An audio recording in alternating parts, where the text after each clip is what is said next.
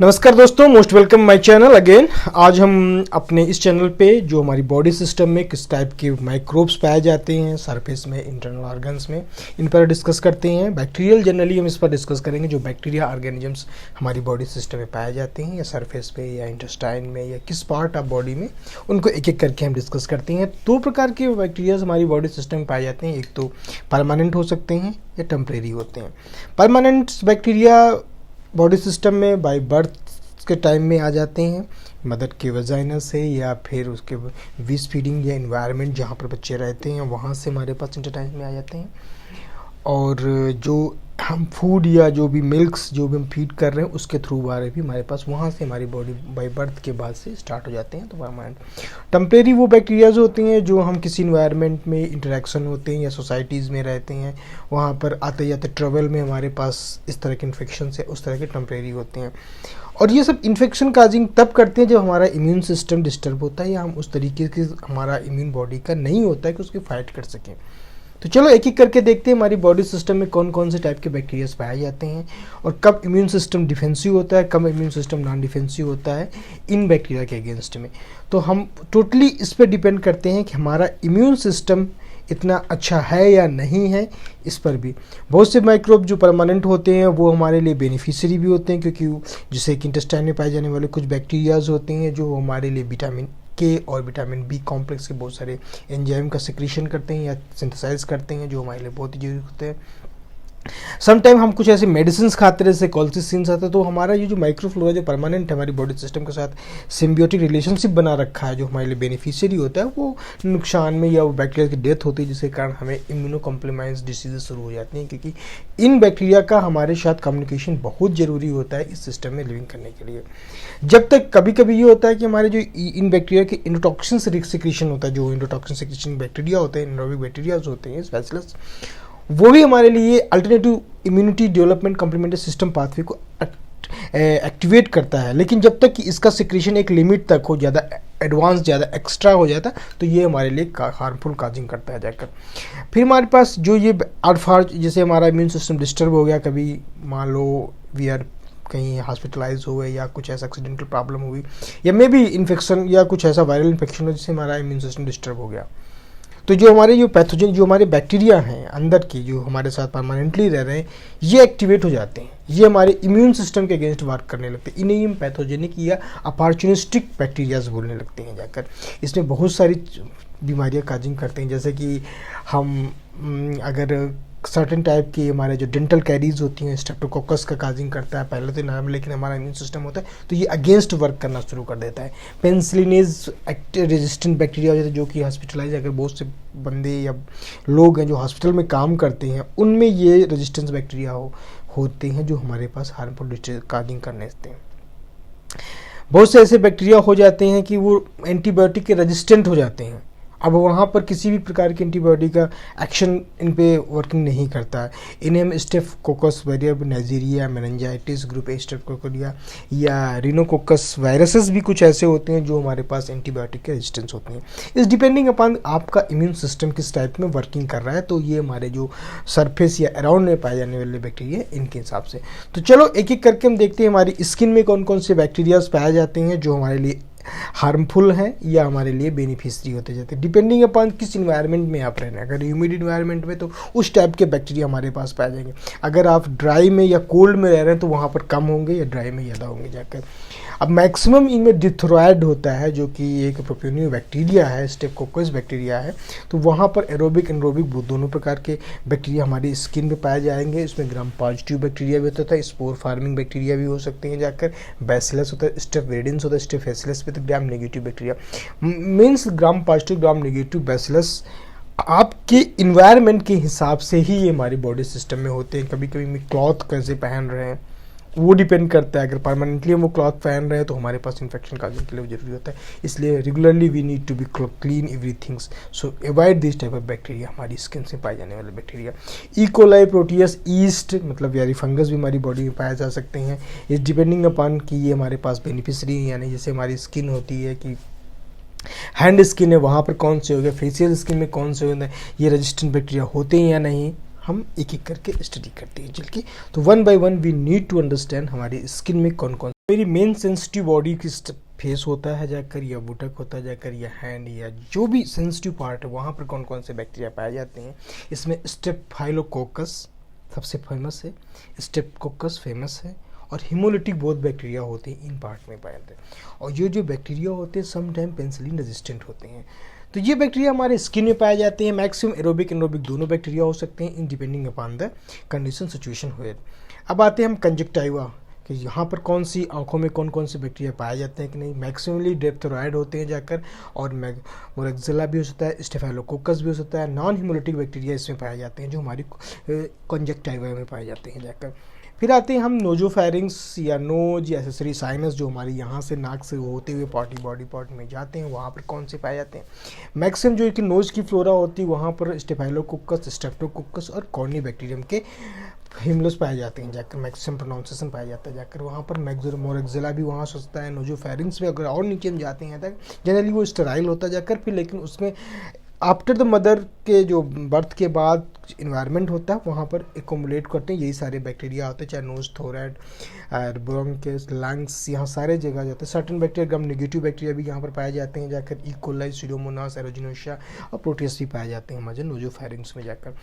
अब हम आते हैं और नीचे जाते हैं माउथ में और अपर रिस्पायरेटरी पार्ट, हमारे दोनों इन पार्टों में आते हैं। तो वहाँ पर कौन कौन से बैक्टीरियल कंटेंट है जाकर, जिसमें से बहुत टाइप के अगर हम इनका कल्चर करते हैं तो वहाँ पर पिगमेंटेड, नॉन पिगमेंटेड टाइप के पाए जाते हैं। दैट मीन्स इसमें gram positive aerobic and spore forming, coliform, Proteus, Lactobacillus, मतलब इनकी एक मिनिमम क्वांटिटी यहाँ पर माउथ और अपर फेरिंग्स में, अपर जो रिस्पायरेटरी पार्ट है वहाँ पर ये मिल जाते हैं, जनरली पाए जाते हैं जाकर।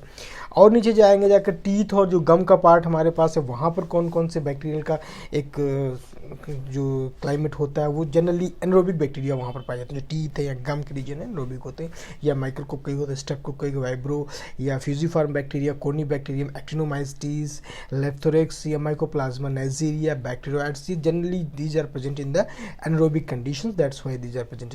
कैंडिडा एल्बिकेंस भी यहाँ पर पाया जा सकता है। और अगर हम इन चीज़ों को बच्चों में देखें जाकर तो जनरली ये बाय बर्थ ये वो होता है कि स्ट्राइल्स होते हैं जाकर, बट माउथ फीडिंग्स या दैट मीन्स ऑफ वजाइना के द्वारा जब वहाँ से बच्चा पैदा होता है तो वहाँ से ट्रांसफ़र होके यहाँ पर इन्फेक्शन हो जाते हैं। 2-3 दिन बाद से डिमनेस भी हो जाते हैं नोरल इन्फेक्शन का में। आफ्टर 3 मंथ के बाद या मे बी 12 घंटे के बाद यहाँ पर स्टार्ट हो जाते हैं अल्फा हेमोलिटिक स्ट्रेप्टोकोकाई, जनरली यहाँ पर इन्फेक्शन काजिंग करता है, को डोमिनेटिंग हो जाता है आने वाले फ्यूचर के टाइम में जाकर। अब आते हैं और नीचे चलते हैं इंटेस्टाइनल रीजन में। जनरली इंटेस्टाइन का पीएच इतना हाई होता है जिसके कारण यहाँ पर स्टेराइल्स कंडीशन होती है, लेकिन बट आफ्टर 24-44 आवर रीजन में जो ब्रीस्ट फीडिंग होता है जाकर मिल्क लैक्टोबैसिलस का कंसंट्रेशन धीरे धीरे यहाँ पर लैक्टोबैसिलाई जो बैक्टीरिया होता है बढ़ने लगता है, जिसके कारण पे एंट्रोबैक्टर्स आता है जाकर, कोलन बैसिलाई आता है, स्टेफाइलोकोकस आता है जाकर। आर्टिफिशियली अगर तो बॉटल से कोई फीड कर रहा है तो वहाँ पर कौन से बैक्टीरिया होंगे, एसिडोफिलस होता जाकर या कोलन बैसिलस होता जाकर। बट इन द फूड के जैसे जैसे चेंज करोगे तो उस हिसाब से अपने आप वहाँ का माइक्रोबैक्टीरिया अपने आप चेंज होता रहता है जाकर। जनरली अगर तुम्हारे पास पीएच वहाँ का लो है तो वो अपने आप में bacteria gram positive, gram negative या depending upon the pH concentration bacteria होते हैं। Generally these are the acidic bacteria present आते हैं, ग्राम नेगेटिव कोकाई प्रेजेंट है। नाउ बैक्टीरियल कंसंट्रेशन इंक्रीज करता है जैसे जैसे और नीचे जाते हैं, ड्यूडिनम से कोलन तक जाते हैं, वहाँ पर एनारोबिक बैक्टीरिया का कंसंट्रेशन बढ़ने लगता है 99% के साथ। स्टेफाइलोकोकस या लैक्टोबैसिलस या क्लोस्ट्रीडिया, बैक्टीरिया वो अपने आप बढ़ता चला जाता है, और वहाँ पर एनारोबिक कंसंट्रेशन ज़्यादा होता है, एरोबिक कंसंट्रेशन कम होता जाकर।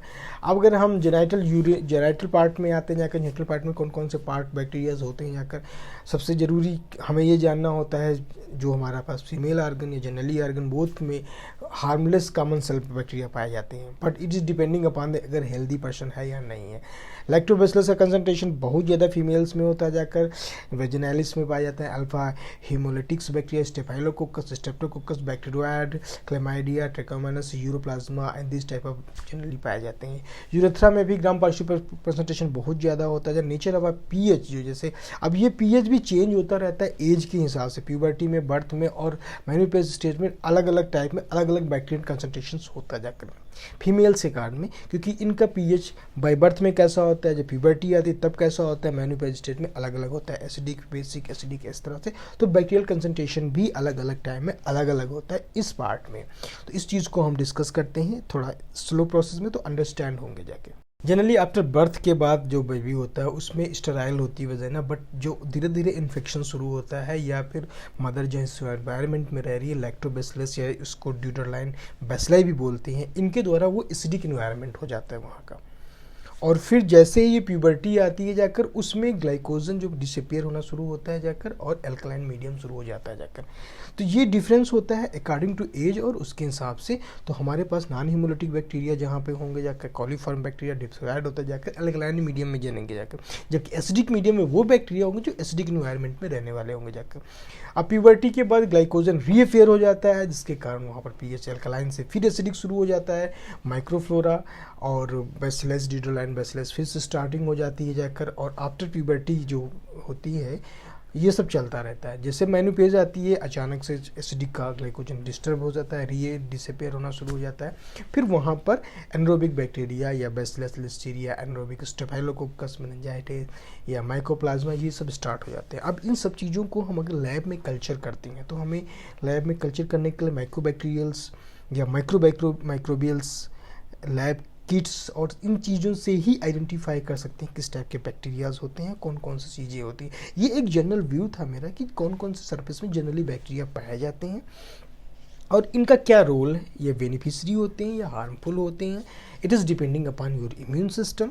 ये हार्मफुल भी हो सकते हैं या नॉन हार्मफुल भी हो सकते हैं। समटाइम्स सम कॉमन सेल्स और सिम्बियोटिक रिलेशन के साथ बैक्टीरियाज रहते हैं, उनका क्या योगदान है हमारी बॉडी सिस्टम में। अगर वो नहीं होते हैं तब हमारे पास कौन सा सिस्टम डिस्टर्ब हो जाता है। जनरली आजकल हम एबायोटिक्स या प्रोबायोटिक्स नाम की जो चीज़ें हम यूज करते हैं अपने खाने पीने में या ड्रग्स में या कोई भी चीज़ें होती हैं, क्योंकि इससे ये होता है कि हमारी बॉडी सिस्टम का जो आज का कल्चर है उसमें हमारी बहुत से ज़्यादा मेडिसिन खाने से ये माइक्रोफ्लोरा जो हमारी इम्यून सिस्टम का कम्युनिकेट करता है वो डिस्टर्ब होता है, जिसके कारण हमें ये सब चीज़ें लेनी पड़ती हैं।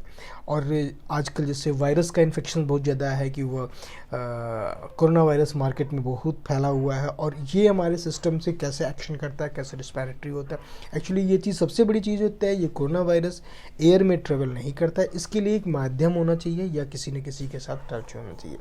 अगर आप किसी के साथ कम्युनिकेट कर रहे हैं 2 मीटर 3 मीटर की दूरी से तो जनरली आपको नहीं होगा, अगर आप बहुत ज़्यादा क्लोज नहीं है जो कि इन्फेक्टेड पर्सन है। आप ट्राई करें अपने हैंड वॉश का वॉशिंग या अपने आप को क्लोज करें, अपने फेस को ज़्यादा रब न करें, क्योंकि ये अगर आप किसी चीज़ को टच करते हैं, मान लो आप ट्रेवल कर रहे हैं, आपने कोई चीज़ हैंड पकड़ रखा है या फिर आप ट्रेन में, मेट्रोज़ में या एयरप्लेन में या अपनी कुछ चीज़ें ट्रेवल कर रहे हैं वहाँ से टच किया, क्योंकि ये वायरस 1 घंटे तक के लाइव रहता है उस मेटल के साथ और फिर आपने इसे टच किया तो आपको इन्फेक्शन हो सकता है। इसी तरीके से बैक्टीरिया भी हमारी बॉडी सिस्टम में परमानेंट टेम्परेरी होते हैं। जाकर टेम्परेरी वो बैक्टीरिया होते हैं जैसे आप ट्रेवल कर रहे हैं वहाँ से आपने ले लिया और उनको आपने टच किया और आपका इम्यून सिस्टम उस टाइप के पर्टिकुलर बैक्टीरिया से फाइट करने के लायक नहीं है तो ये अटैक कर देगा, तो आपके इम्यून सिस्टम को डिस्टर्ब करेगा जाकर। तो यही एक जनरल व्यू है कि हमारे पास किस किस टाइप के बैक्टीरियाज हमारी बॉडी सिस्टम में पाए जाते हैं, सरफेस पे या इम्यून सिस्टम या हमारे इंटरनल ऑर्गन्स में, या कहाँ कहाँ इनका रोल्स है, क्या क्या बेनिफिशरी हैं या बेनिफिशरी नहीं है।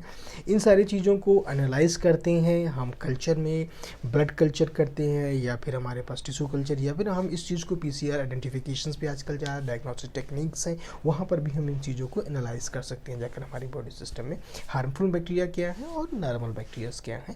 तो इन सब चीज़ों को एक अलग सा हम अगले आने वाले वीडियोस में एक एक बैक्टीरियाज को एनालाइज करेंगे, कौन सा बैक्टीरिया बेनिफिशियरी है, कौन सा हार्मफुल बैक्टीरिया है, ग्राम पॉजिटिव हो ग्राम नेगेटिव बैक्टीरिया हो, और उस बैक्टीरिया का स्पेसिफिकली क्या डिजीज़ है और क्या डायग्नोस्टिक टेक्निक्स है। इन चीज़ों को हम एक एक वीडियोज़ में 1 by 1 स्टेप में हम एनालाइज करेंगे आने वाले वीडियोज़ में।